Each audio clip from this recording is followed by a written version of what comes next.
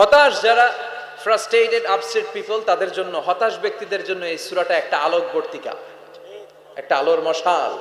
এই সূরাটা পড়লেই হতাশ ব্যক্তিরা মনে শান্তি পায়, আশা ফিরে পায়, দিক ফিরে পায়, ঠিক কিনা? এই সূরাটা নাজিল হওয়ার একটা ব্যাকগ্রাউন্ড আছে, শুনবেন। বিষ্ণু ঈসা ইসলামের কাছে যখন ওহী নাজিল হতে শুরু করলো, বিষ্ণু ঈসা ইসলাম ওহির কথাগুলো পৌঁছে দিতে লাগলেন।